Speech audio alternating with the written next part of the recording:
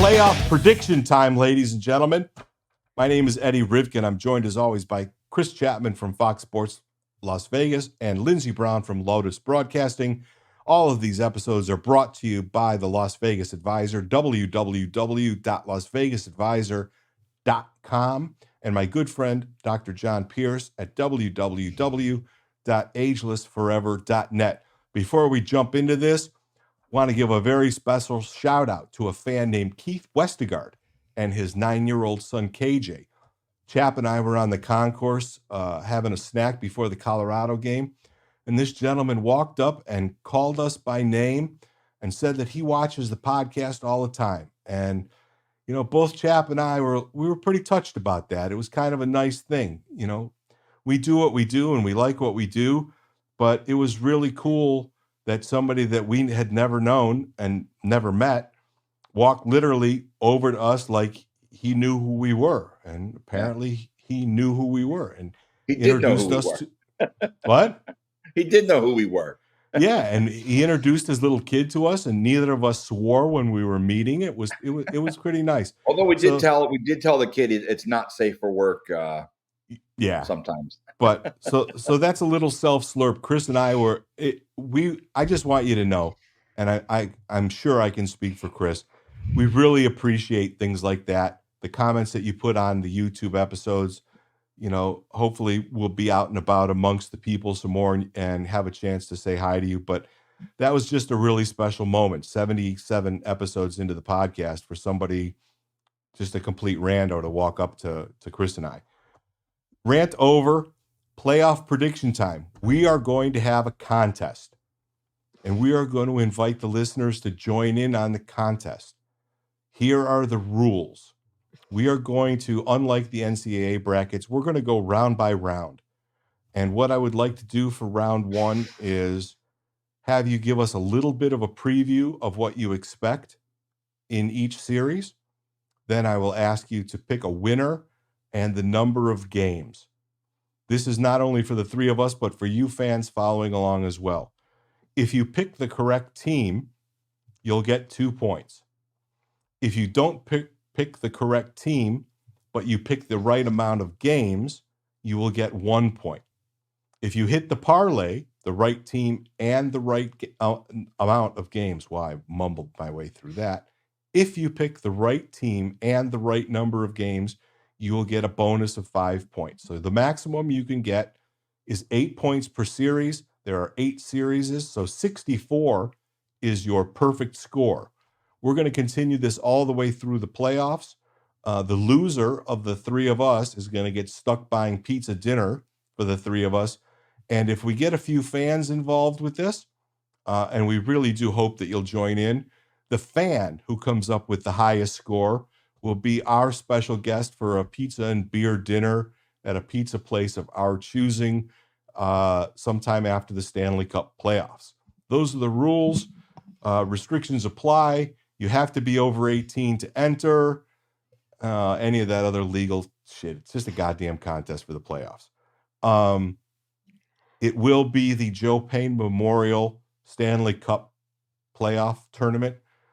As a lot of you know, Joe was a voracious gambler who would bet on just about anything, including what side of a sugar cube a fly would land on, and just about anything else. So I'll never forget my friend Joe. I used to love to bet and gamble with my friend Joe. He used to take great pleasure in making his predictions all the way throughout the Stanley Cup playoffs. So in his honor and out of respect to our dearly gone friend, the first annual Joe Pane Memorial Stanley Cup tournament is underway.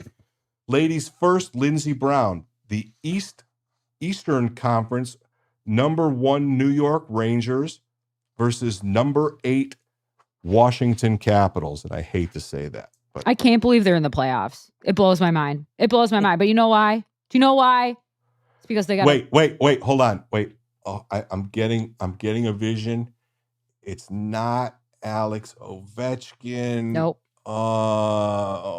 It should be Spencer Carberry, but no, I think Lindsey Brown is going to go with Charlie Lindgren. That would be correct, Edvard. That would be correct. Those Minnesota goalies, you know how much I love them. You know how much I love them, and he's really the sole reason why they find themselves in the postseason with a very formidable opponent to be that. So there's a lot of people that are like that talk to me. Do you give him a chance? Do you give him a chance? Any goalie can get hot in the playoffs. I do worry with teams that have had to expend so much energy scratching and clawing their way down the stretch to get to this point.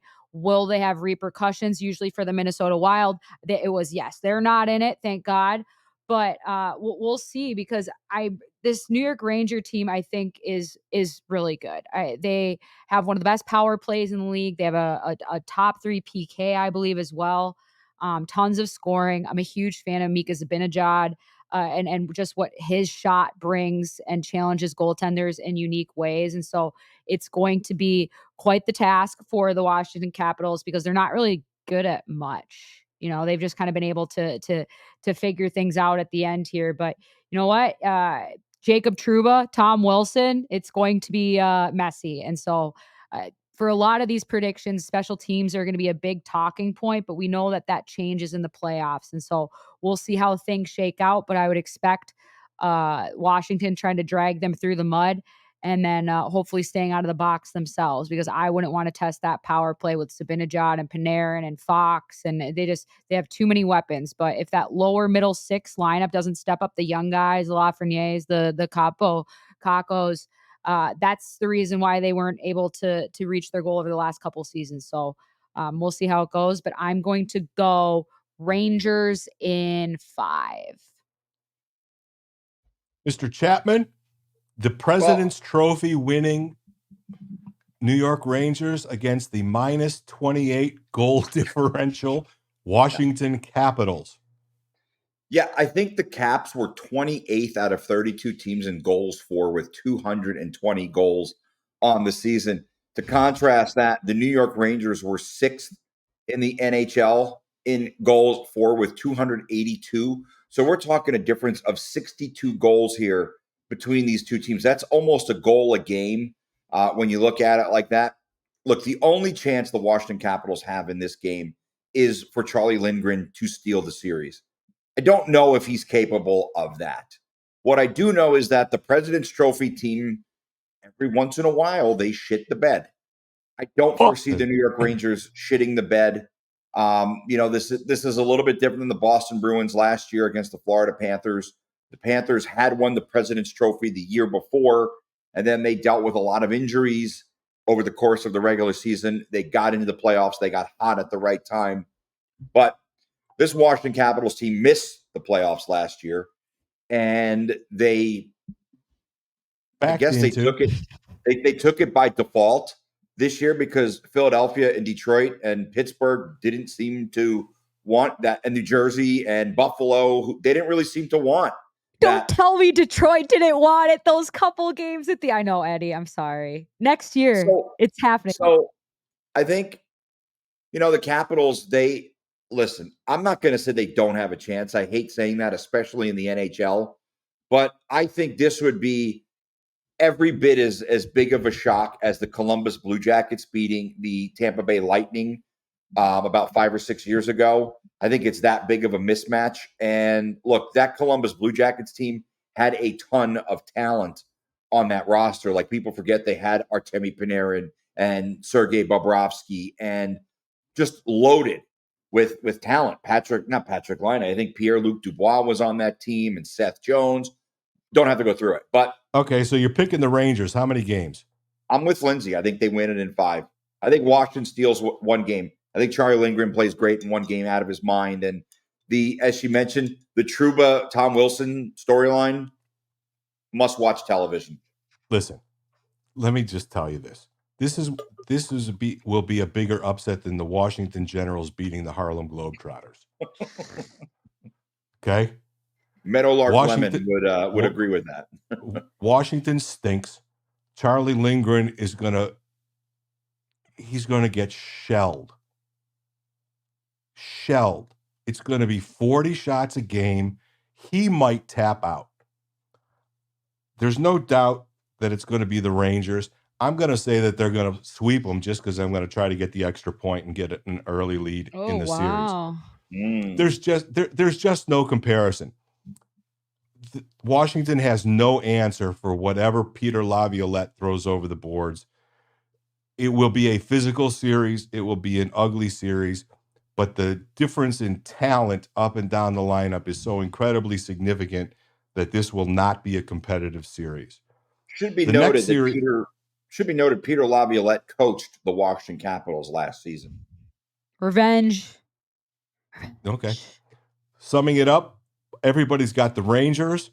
Lindsay and Chris have it in 5. I say, fuck that. Just get them out of there in 4, and on we go.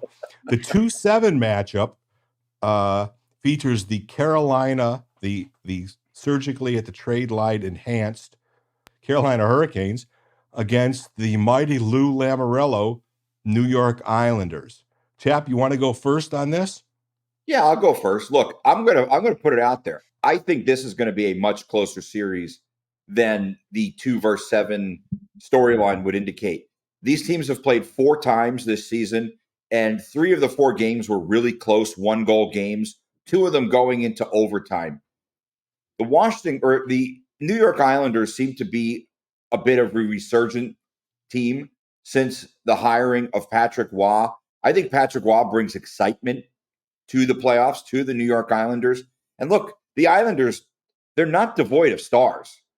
They've gotten really good goaltending the last month, maybe from the guy that you wouldn't have expected, right? Because Sorokin was the number 1 guy, but it seems like Varlamov has kind of taken the mantle there. But they have 2 really capable goalies. I still think Carolina wins, but How many games? I think they win it in 6. I think it's a 6-game series. I think the Hurricanes advance, but I think they win a couple close games, and I think it's a really close series the entire way. Eddie, you go. I agree with you. This series, this is going to be the most unwatchable series of all of them. Yeah. It's going to be an ugly sludge through the mud because that's how the Islanders play.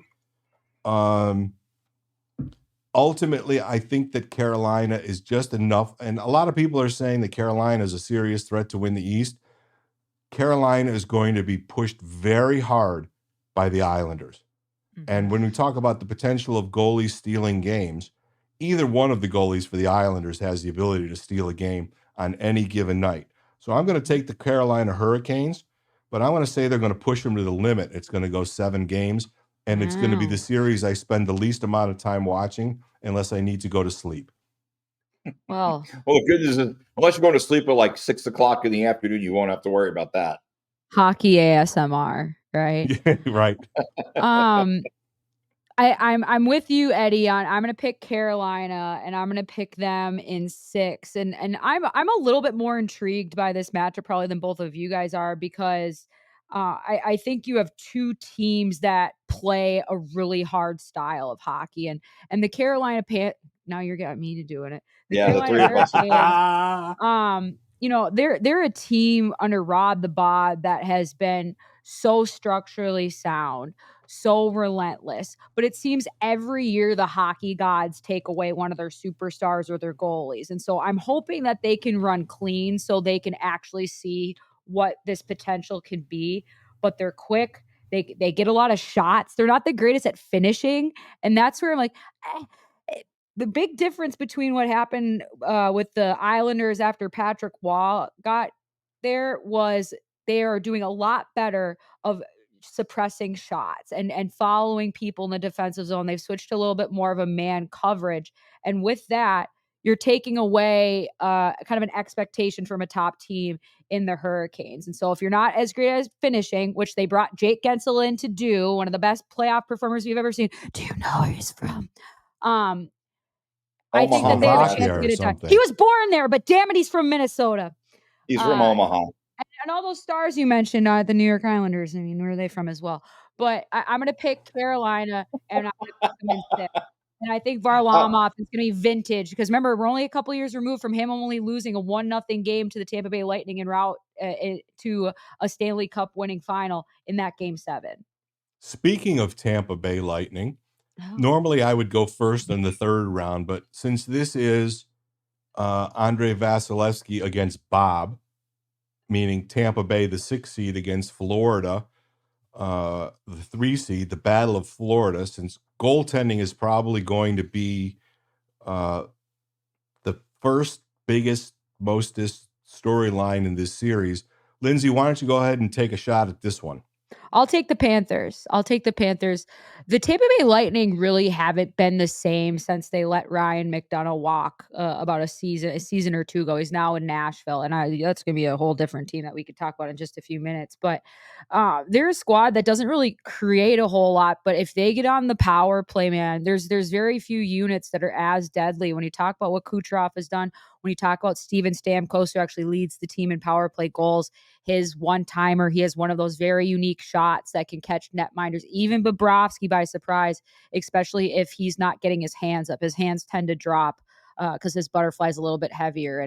And Vasilevsky, it's hard for me to ever pick against that dude because he's just the results speak for themselves. But he hasn't really been the same since coming back from back surgery, and so he's still searching for it. But if there's any team and any core that knows how to lock it in, I feel like it's the Tampa Bay Lightning. But I think because Florida is so much better defensively this year than they were last year, and they're getting different scoring other than Matthew Tkachuk. Hopefully Reinhart can carry that contract year over. I like Florida because top to bottom, they're probably the better team, but goalies. This is gonna be a dream matchup for me. Chat. How many games, Linz? I'll go 7. Wow, I'm picking against Vassy in 7. That's nuts. But oh well. Ooh. Chat. Listen, I think the Florida Panthers are a legit Stanley Cup contender. The problem that they have is that they have never beaten the Tampa Bay Lightning in a playoff series. They have been little brother for a long time in the Sunshine State. That all changes this year. In fact, not only does it change, but I think they kick the shit out of Big Brother. I think they roll through the Tampa Bay Lightning, and I think Florida, for all the reasons Lindsay mentioned, all the good players that they have, Tkachuk, Reinhart had an incredible season. They picked up, some good players during last season. I think they are going to be a buzzsaw, and I think they smash the Tampa Bay Lightning. I think Florida wins in 5. Well, I think that the only thing that can derail Florida from winning this series is Florida. They have a tendency to be really stupid sometimes and take a whole shit ton of really dumb penalties. And if they don't control their emotions, and that little gnat that was here in Vegas for a half a season, what's his name? Nick Cousins. Cousins. Yeah, that fucking little rat. If they take a bunch of stupid penalties, they're going to open the door for Tampa. Because I don't care how good Florida's penalty kill is, Tampa's power play is better.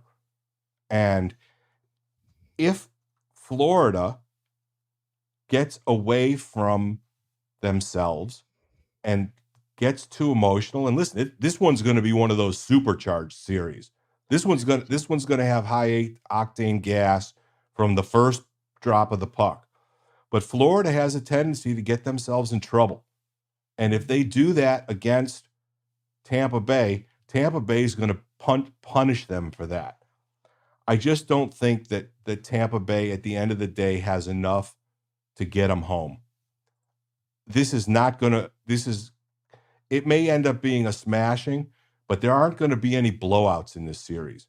This series feels to me like a whole ton of 3-2 and 4-3, and the ice crew, scraping up blood off the ice. This feels like a really mean, nasty, fun, exciting series. I just don't. As good a coach as John Cooper is, I think he just doesn't have enough bullets in his gun to get him through. So I'll take the Panthers in 6 games. Ooh. I'm going to lead. The 4-5 matchup is the Boston Bruins versus the Toronto Maple Leafs. Fuck Boston, but thank you for Bruce Cassidy. Speaking of teeth on the ice. Fuck Toronto, just because fuck Toronto. They're a choke artist, and 69-goal Austin Matthews will be on the golf course within 2 weeks. Give me the Boston Bruins in 6. Wow. I love it. I don't need deep analysis. The significant difference, again, this is right in Lindsay's wheelhouse. Give me Swayman and Allmark against whichever two bozos Toronto puts. Correct. But between Toronto and Edmonton's goalies, I'm like, who knows? I even throw the Golden Knights in there right now. But give me the Boston Bruins in 6. I hate it. I'll do Boston Bruins as Brad Marchand derails absolutely everything they hold near and dear to their hearts. I'll go 7. Just for the romantic nostalgia. Chat. 2 original 6 teams, 2 teams that have a long storied history. In fact, 16 times they've played each other in the playoffs. And I'm guessing Boston has the edge. 8-8. 8-8. Well, at least in my lifetime, the Bruins have been the superior team to the Toronto Maple Leafs. I don't care what happened when Ace Bailey was. Don't fucking rip on Ace Bailey. I remember him. Okay, go ahead, Chap. When Punch Imlach was the coach of the Maple Leafs. I don't give a shit what happened back in the 1930s between these 2 teams. Look, Boston is a superior team. They've got superior goalies. I think they have the superior coach. I think they're the better team. Well, this is giving me dirty look. I don't know if they're the better team, but they're the superior power play. I know. I think it's a 7-game series, but I think the Maple Leafs fail once again. Austin Matthews failed to get 70 goals. I say that jokingly. Look out for Bertuzzi and Domi. That's what's different about this year. Yeah, look, those it's two not guys just did a the whole top lot level, last but year. they always turn into ding dongs. So I wouldn't expect any different. Last chance to change your predictions, kids. Anybody want the Leafs? No, I'm good. Do we all pick the same 4 fucking teams? Yes. We at least went different games. We have some different games, but we're gonna have to. I already feel like we're gonna have to modify the rules for round 2, because right now it's going to come down to the amount of games that separates us. Let's move on to the Western Conference.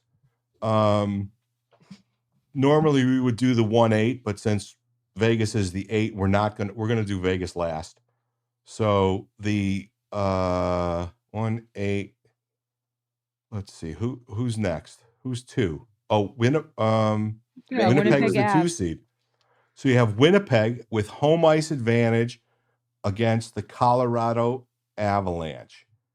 Chap, go ahead. This one, I think we're going to get some different. I feel like we're going to get some different picks in this one. So, Chap, you lead on the Peg against the Avs. Well, if you would have asked me 3 weeks ago, I would have told you the Colorado Avalanche were the best team in the Western Conference. That is clearly not the case. I would like to think at some point they will have Gabe Landeskog available for the playoffs. However, I don't think he's going to be available for this series. I think the key to this series is 2 teams that are pretty evenly matched, but in one position, and that's the goalie position. Connor Hellebuck is probably going to win the Vezina Trophy for the best goalie. There's no problem. There's no problem about that. And Georgiev for the Colorado Avalanche probably would not start on most of the other teams in the playoffs. He's had an abysmal season. By the way, Pavel Francouz announced today that he was retiring. He was their number 2 guy not too long ago. Oh, for real? Now he's a big number 2. Get it? So what they did there? Yeah. He's a big shit. Get it? Number 2. That's nice of you. So okay. Sorry. I'm going to go with the Winnipeg Jets to beat the Colorado Avalanche, and I think they do it in 6, which would mean they win in Colorado, Game 6 in Colorado. So maybe I want to amend that to 7, and I will amend that to 7 games.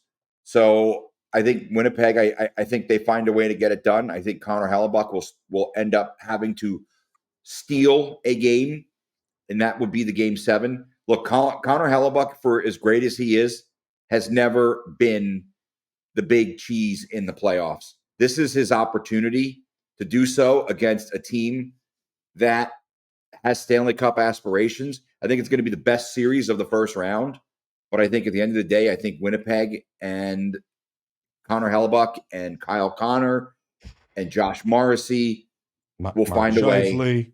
Yeah, Mark Scheifele, to get the job done. I like Rick Bowness a lot. I think he's a fantastic coach. So not to say that Jared Bednar isn't, but I want to see the peg win for Rick Bowness. It's probably not fair of me to hold last season's postseason over Winnipeg's head, because we were down there at the ice level during warm-ups, Eddie, where we saw them. Oh, they're already on the golf course in that elimination game. Game 5, they were gone. Gone. They were gone. And Connor Hellebuck, tough to bet against him right now. I totally get that. And he might win the whole thing. He might win the whole thing for him. That's how hot he is. But this lineup for the Avs is crazy. And I'm right there with you, chap, on the Georgiev doubts. He's a spider monkey of a goaltender. He gets out of position a lot and off angle, and those goals can be so freaking deflating. But Nathan McKinnon is the closest thing I've seen to like cyborg mode, where he can just flip it on. And as much as I used to say they can't win it without Gabe Landeskog, I think that they have enough through their middle lineup that they didn't, even on that Stanley Cup winning team, that will help better support them. Now, Zach Parise at like 38 doesn't really inspire me, but Brandon Duhaime on the fourth line, who I've mentioned on this program before, I'm a huge fan of. They have Nichushkin back. They obviously have Cale Makar, and they need to make sure that net front is locked up. But I'm going to take the Avs. I'm going to take the Avs in 7. Ooh. I'm going to take the Avs in 7. I think that it'll be reminiscent of like some of those Edmonton high scoring series in the last couple of years. I think that's going to be a goal farm. Well, let me start off my prediction with fuck Colorado. Oh. And tell us how you really feel. But I think Colorado made a huge mistake in trading Bo Byram. I think that since the trade deadline, what was arguably a top 3 or 4 D core in the league isn't anymore. And Cale Makar is going to be a Norris candidate until he dies or stops playing, whichever comes first. And the last couple of weeks from the Avs are just really, not impressive. But then we're going to talk about the last couple of weeks of the Golden Knights not being impressive, and I'm pretty sure we're all going to pick the Golden Knights. Nathan McKinnon is a huge difference maker. He's proven to be a huge difference maker. Connor Hellebuck has never proved to be a difference maker in the playoffs. So with that said, I'm going to pick Winnipeg because I started my review and my analysis with fuck Colorado. So let's fuck them right out of the playoffs, and let's say that the peg gets them home in 7. Let's move over to the Vancouver Canucks and the Nashville Predators, and I'm going to lead on this one. I'm taking Smashville. Yes. I'm straight up listen, Rick Tocchet is coach of the year. There's no doubt whatsoever about that. Thatcher Demko doesn't have enough games under his belt after missing about 3 weeks. They are not big enough. They are not physical enough. They are not experienced enough. I don't want to say that Vancouver is a paper tiger, but this is a learning year for the Vancouver Canucks. And unfortunately, this is a spoonful of medicine that they're not going to take. It's going to be UC Saros and Roman Josi and Ryan O'Reilly. It's going to be the big boys in the big boy pants, and the Canucks are going home in 6. So I'm going to take Nashville in 6. Want me to go? Yep. I will also take the hottest team in the NHL that has decided to derail their entire future for this run. And for those names that you mentioned, Ryan O'Reilly, unbelievable playoff performer, has his name on the cup first. He's a captain. Philip Forsberg, great score. Jason Zucker adds a different speed element, but I don't think you guys understand how many teeth Ryan McDonough is willing to lose in his effort to block every shot in front of that net. That leadership that is present there, and obviously their streak and UC Saros being one of my favorite goalies to watch. I think that they're gonna have a time with Vancouver. Vancouver is playing better, more physical than they have in the past, but that's a very low bar. It's a very low bar, and so anytime you can get up in Quinn Hughes's face, I think is going to be good. And as long as you keep forechecking the hell out of them, I think that they're going to win it in 6 games. Yeah, I'm on the Nashville train as well, for the reasons you guys mentioned. And look, Eddie, you mentioned a lot of the good players that Nashville had. One that you kind of left off the list, and a guy who I think at 34 years old had a resurgent season, that's Gustav Nyquist. He had 75 points at 34 years old. I mean, that's pretty fucking awesome. I know. But listen, Piece of garbage, former Red Wing, invisible in UC the playoffs. Saros he's the Thomas Tatar of that team. UC Saros, this is his time of year. And look, we praised Rick Tocchet for the job that he did. Well, Andrew Brunette also has done a pretty incredible job. Andrew Brunette won a President's Trophy as the head coach of the Florida Panthers. So the guy knows how to coach hockey. I mean, they're 1-2 for the Jack Adams, right? Yeah, I think so. And I'm still pissed that Tom Fitzgerald didn't hire Andrew Brunette last season when he had him on the staff. But that's another story for next season. But I just think I think they're going to beat the shit out of Vancouver. Like, they're a big physical team, and I know they traded away Yakov Trenin, but they still have other guys who are going to roll through you. This is the time of year when physical teams with some skill tend to benefit. And Nashville has that physicality, but they also have some skill. And look, I think Thatcher Demko is great. I think he's a really good goalie. I don't think he's as good as UC Saros. So I give the edge. What's that? Great number, though. Yeah. What number? 35. Oh. I set you up for that. But thank you. I just like Nashville. And look, I think it's going to be a whole lot tougher for them moving forward, but I do think they'll beat the Vancouver Canucks, and I think they're going to do it in 6. Do we all pick them in 6? This competition's, we're going to have to figure out some ways where we're going to have to force people to go the other way. Otherwise, we're all going to end up with the same amount of Watch, points. we're all wrong because hockey has no linear direction. Next up is the Edmonton Oilers versus the Los Angeles Kings. Let me start off with fuck the Edmonton Oilers. But Lindsay, you can go ahead and go first. I want to pick the Kings so bad. I honestly do. And it's so annoying because, like, as much as I'm enthused by when they added Corey Perry and how that adds some snarl to their lineup, the Connor Brown experiment hasn't really worked out that well.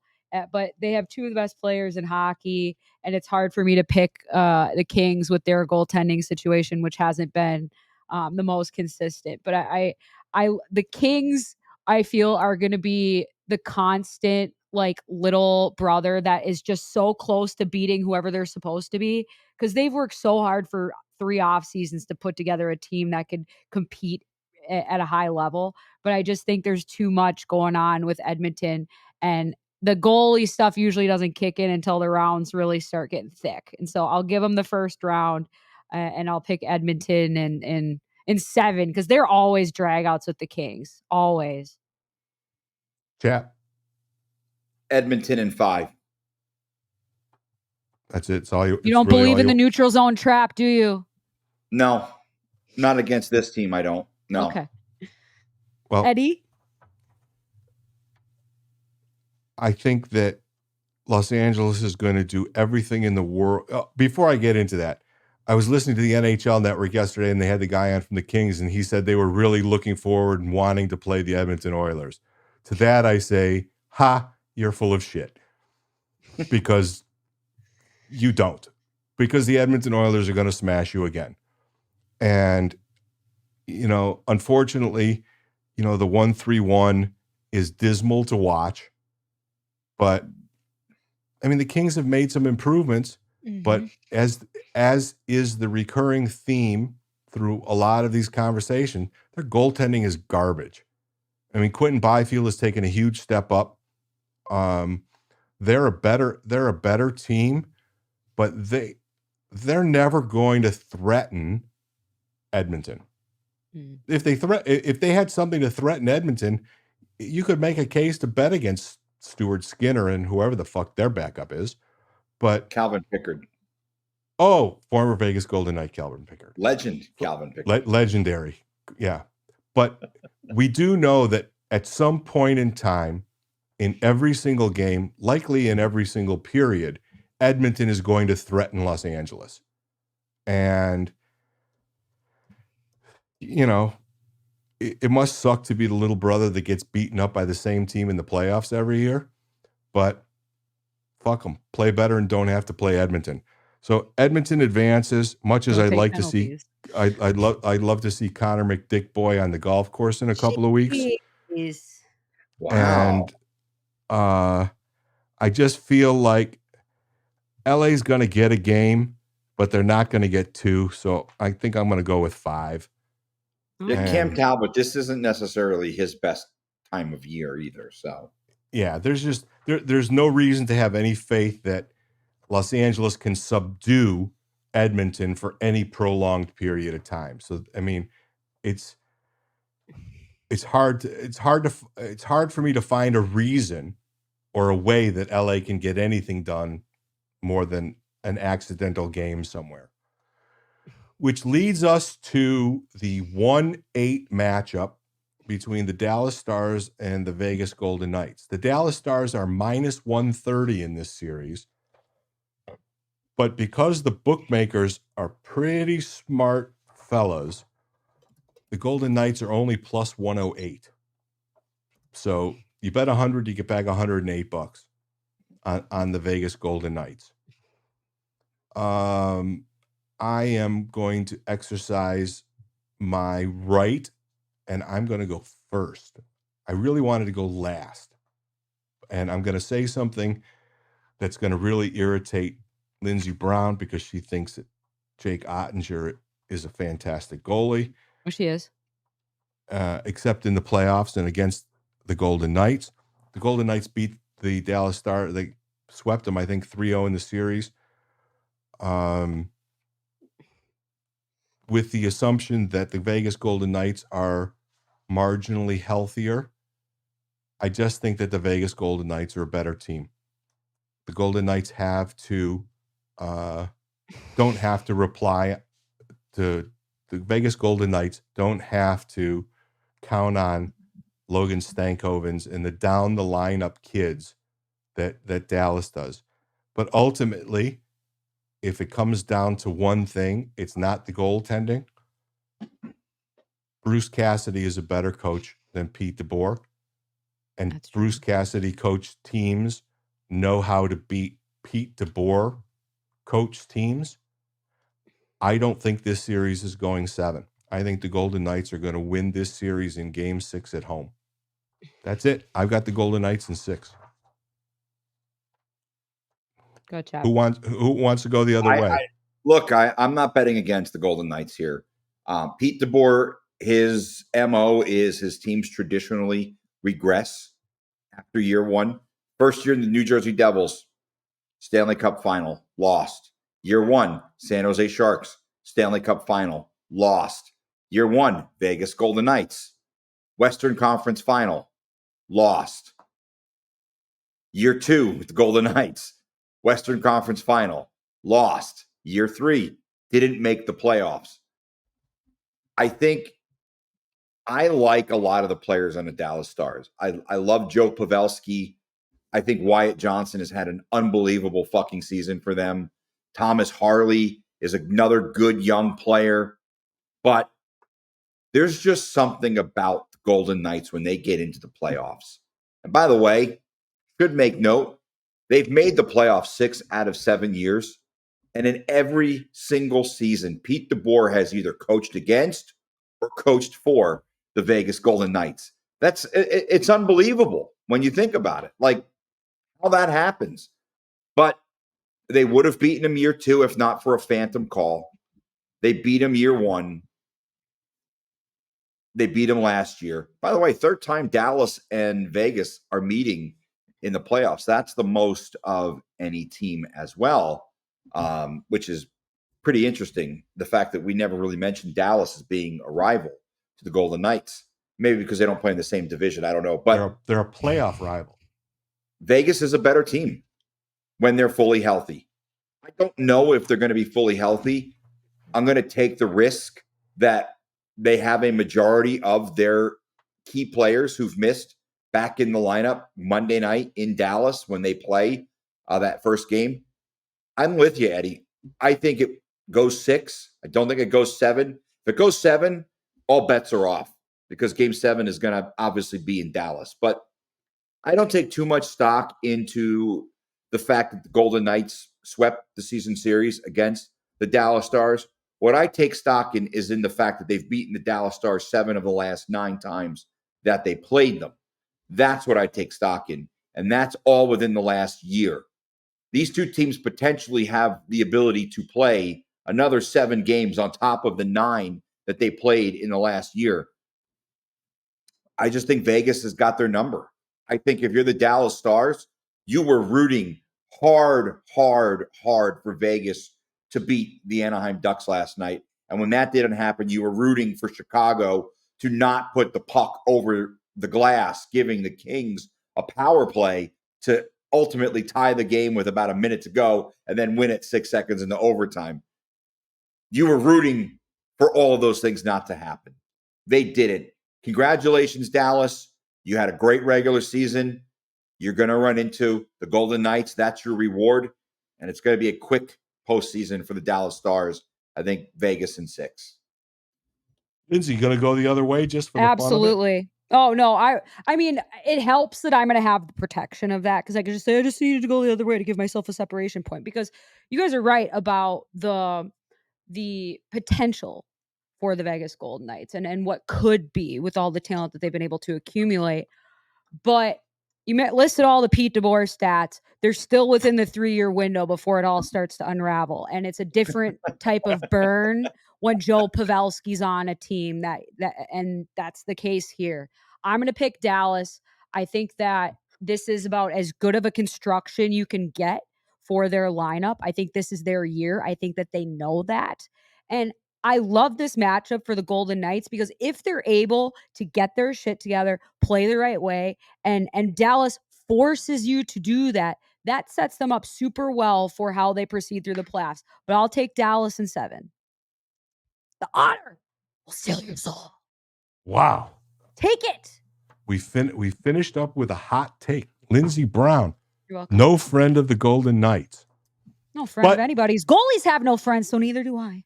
But to Lindsey Brown's credit, and I haven't turned on the NHL network yet, Lindsey Brown is clearly sided with 99% of the pundits who I guarantee you are picking Dallas because that's how they do. They won't pick the Golden Knights until after they get the cup. Watch Matt Duchene go off and like rectify years of slander. Watch it. So that's it. There's a contest, ladies and gentlemen. Now, of the I'm viewership. going to make a change to one of my predictions. Flip flop. Okay, hold on. Let me get out the score sheet. They call those thongs in Australia, believe it or not, the flip flops. Oh, yeah, they do. They call them slippers in the Philippines, which is kind of Well, who are you flipping on, chat? Eastern or Western Conference? Eastern Conference. Okay. You know what? There is one of these every single year. There's no way you're picking Toronto. Where there's a massive, massive upset. I'm going to go with the New York Islanders to beat the Carolina Hurricanes. in 7 games. Wow. I don't have any problem seeing that. They can sludge it up so good. Like I said, this is the series I'll watch the absolute least. I can already You tell know what? Noah Dobson, the best player of the NHL you've never heard of. Yeah, that could very well He's very pretty well fucking be. awesome. He's had an amazing season for the Islanders. Look, I just think there's going to be a major upset somewhere along the way. Why not Patrick Waugh? Why not the New York Islanders? Why not the Nashville Predators? So that would be both number 2 seeds packed in their bags. So I think that, well, let's go back over the rules. This is a contest, ladies and gentlemen. We want your vote. What you have to do is pick a winner of a series. And if you do that, you get 1 point, or you get 2 points if you pick a winner of a series. You get 1 point if you pick the number of games and you happen to be on the wrong side. If you hit the parlay, both the correct team and the correct number of games, you get a bonus point. There are 8 possible points per series, 64 points in the first round. And we're going to walk this down. This podcast is going to walk this down with your help. We want your picks, but we don't want you to just invest your time and share your picks. If you are the fan who has the highest score when they hand out the Stanley Cup sometime in the middle to late June, you will win a pizza dinner with the 3 of us. So we'll post the contest in the Facebook groups. We'll post it on the YouTube page. Share it with your friends. This is open to anybody. Smash the subscribe button. Look in on our sponsors, the Las Vegas Advisor, www.lasvegasadvisor.com, and my good friend Dr. John Pierce for Concierge Medicine at www.agelessforever.net. We're going to cover the Golden Knights series, but all of the episodes going forward will also include some commentary on how the other series is going, and we will update you on the competition results. Get out there and enter. We know you have opinions. We see them online everywhere. You guys know everything about hockey. Show us you know more than us and win a free pizza dinner. And I ain't talking Little Caesars or Domino's. That's it. We are out of here. We'll see you halfway through round 1 of the playoffs. It's the most wonderful time of year. We're out of here. Peace.